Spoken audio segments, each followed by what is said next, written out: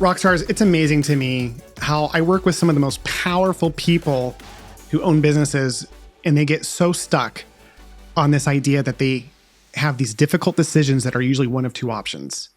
We act, all of us, as if we have this limited number of opportunities in life, and we forget that as creators, we have endless potential. We can create opportunity out of nothing.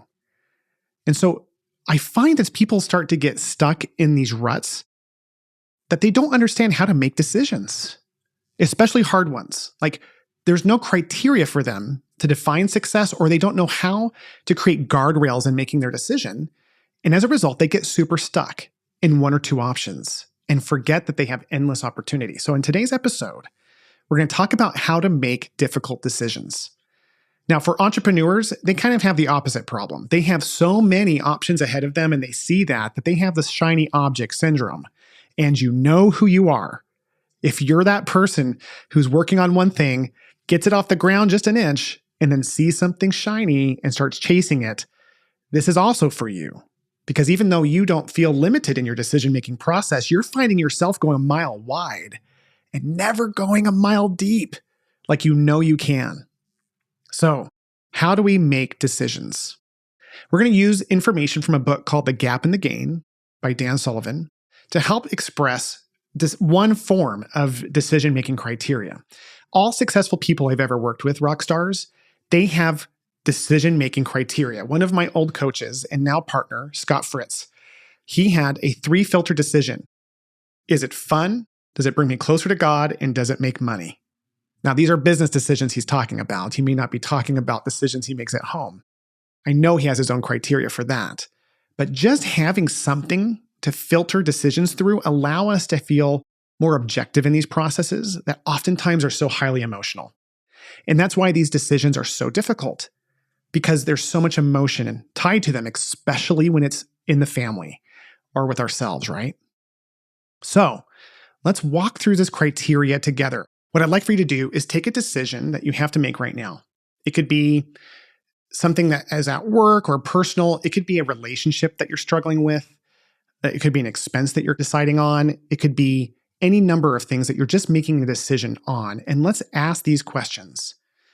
Number one, first and foremost, is this opportunity, person, expense, whatever it is it aligned with my values?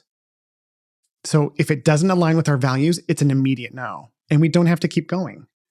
So here's the problem I see with that, rock stars, is that most people, they're not making big decisions that go against their values blatantly. It's usually small, little deviations from their values that they can justify. That's where we get bit, is we decide, you know what? It's not that bad. It's not going to be that painful. Yeah, I don't know if it's totally above board. Those are the moments that we make the decisions we regret. Because at the end of the day, our values are black and white. They're very clear. It either produces the result or they don't. And if you don't know what your values are, don't feel bad. No one's born knowing how to create a value system. We have them, but we don't necessarily define them. Like I've said in previous episodes, purpose, vision, and values, they exist like gravity. But if we don't know about it and know how to use it, oftentimes we feel lost. So listen to one of my previous episodes on how to create a value system, and then come back to this and decide, is that person decision in alignment with my values or is it not? And make it a hard yes or a hard no. Second question, will this opportunity, person, experience take advantage of my unique abilities and lengthen my stride? Remember, rockstars, most successful people don't waste time trying to improve their weaknesses. They are focused on bettering their strengths. They don't want to waste time making everything average. They'd rather be super powerful in a very specific way.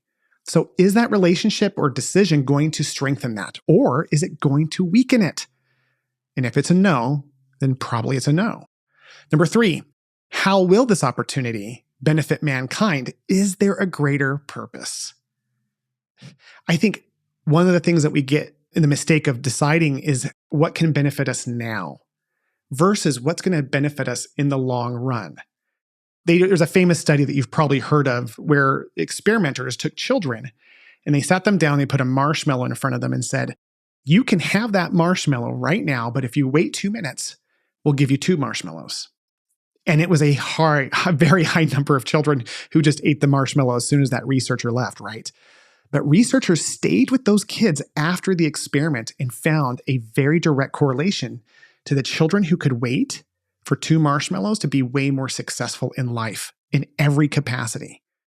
So when we think about the greater purpose, 1 marshmallow now or multiple marshmallows for lots of people later, it gives us the ability of knowing if this is just a simple decision that is more short-term or if it's going to be more impactful for everyone in the long run. A very easy question to ask is, does it make sense financially? I don't have to go into this one even further other than to say, you know as well as I do, just like our values, when we make decisions against this one, it's never or usually isn't blatant. It's usually just a little bit over budget. Rockstars, please remember, financial freedom is an essential tool of leaders that allow them to help other people. So let's not make the mistake of that 1 marshmallow now, even if we can't afford it. That's going to limit us later. Number 5, is this transactional or transformational? Oh, I love this one. Transactional decisions do not have a bigger impact. Transformational decisions are gateway opportunities to a whole new world for us.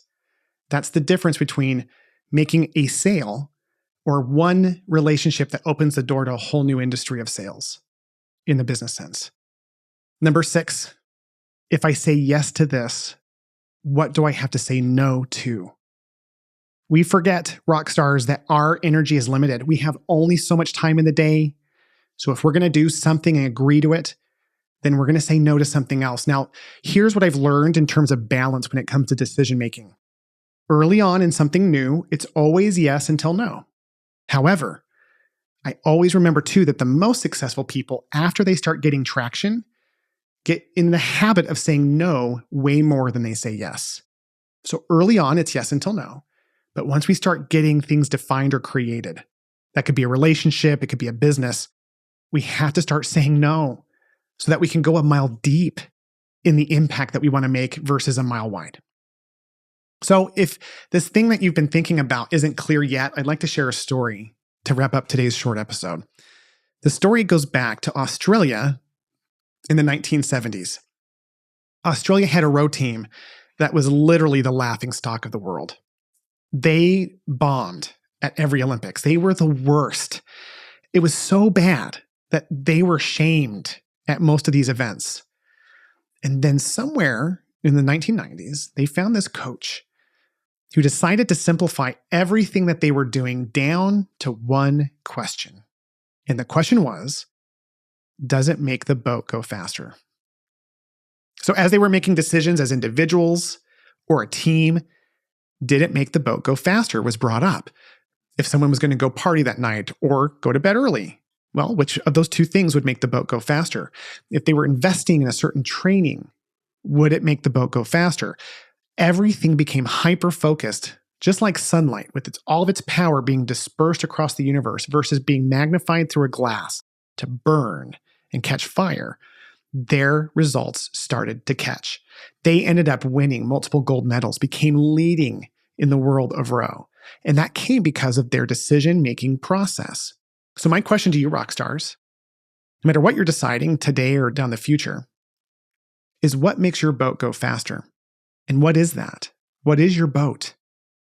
What relationship is that? Is that a relationship with God? Is that a marriage, children? Is that a result that you're striving to achieve? A change in the world that you're hoping to create? Once you define what that one thing is, everything else will become easy. Everything else will become simple. It still is hard to say no. Just like it's hard to see more than 2 options when we're making decisions.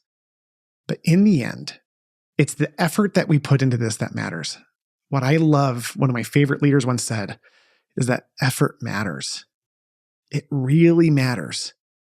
So remember, rockstars, no matter what decision you're making, there's only 2 outcomes. You'll either win or you'll learn. That's it. Failure is just learning. You know this already.